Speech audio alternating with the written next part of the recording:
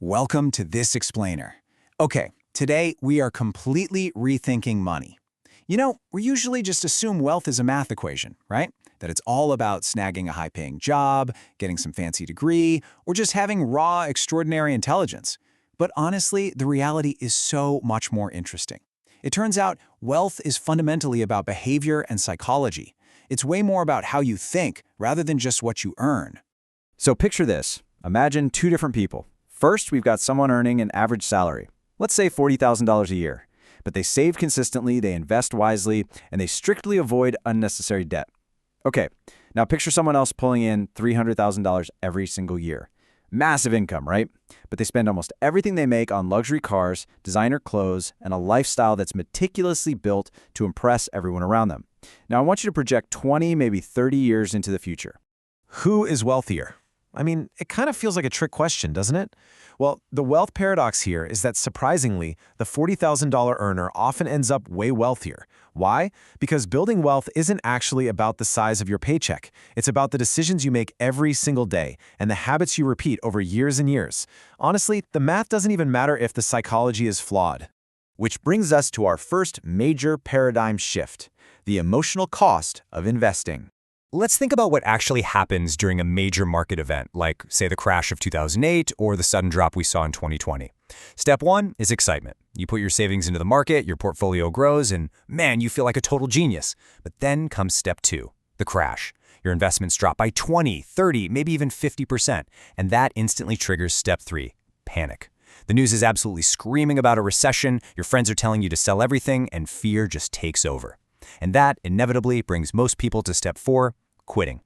Now here's the kicker. They don't quit because the math stopped working. They quit because they literally couldn't handle the emotional cost.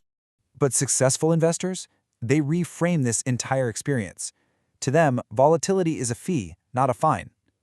Think about it kind of like a ticket to an amusement park. When you pay an admission fee, you don't feel punished, right? You're just paying for the ride. Market drops are just the necessary price of admission for long-term wealth. They aren't a punishment to be feared or avoided.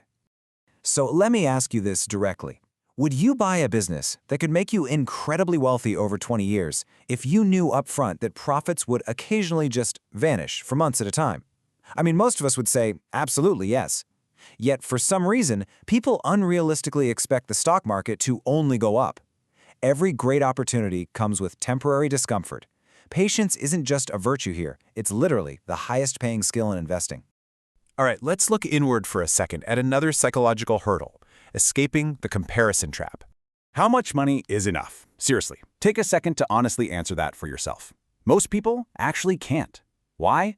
Because every time their income increases, their definition of enough instantly increases right along with it. It's like climbing a mountain, finally reaching the top, and then realizing there's just another, taller mountain right behind it. You get the better phone, then the better car, then the bigger house. The goalpost is constantly moving.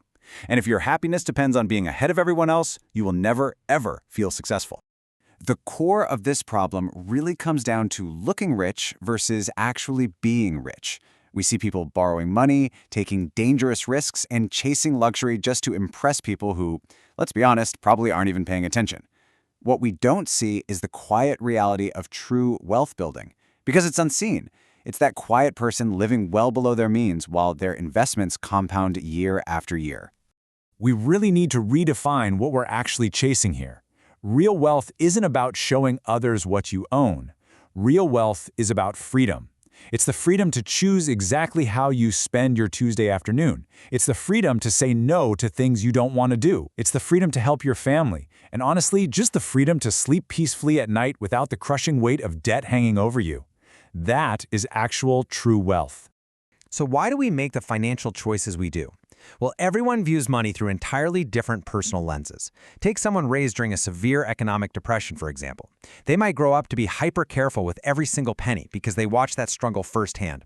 Meanwhile, someone raised in comfort during an economic boom, like the 1990s, might see taking massive financial risks in the stock market as completely normal. Because our personal experiences completely shape our relationship with money, judging other people's financial decisions is usually pointless. We are all just playing a slightly different game. And because our lenses are so different, blindly copying a social media influencer or even a close friend is incredibly dangerous. Protecting your money is just as important as growing it. Look, Just because your buddy doubled their money in crypto or insists on only buying real estate doesn't mean you should copy them. Successful investors focus on what they actually understand. Sometimes simply saying no to an opportunity is the absolute smartest financial decision you'll ever make. Avoiding expensive mistakes is literally half the battle. Okay, we've talked a lot about internal traps. Now, let's switch gears and talk about surviving the external ones, which brings us to surviving the panic engine. Every single year, without fail, you hear the exact same expert predictions. The market will crash, real estate is finished, the economy is doomed. They always sound so smart and they sound so certain. Yet, year after year, these terrifying predictions usually miss the mark entirely. Spending your whole life trying to predict tomorrow based on these loud, panic-inducing headlines? It's a fool's errand. If we look back historically, we faced some truly monumental crises. Global pandemics, devastating wars, brutal economic recessions, and very few experts ever saw them coming. But look at the historical outcomes of those exact same events. Rapid recovery, the birth of entirely new industries, and massive human progress. Betting against human resilience is, historically speaking, a terrible idea. Every single crisis eventually gives way to growth. But wait, why do we fall for the bad news every single time?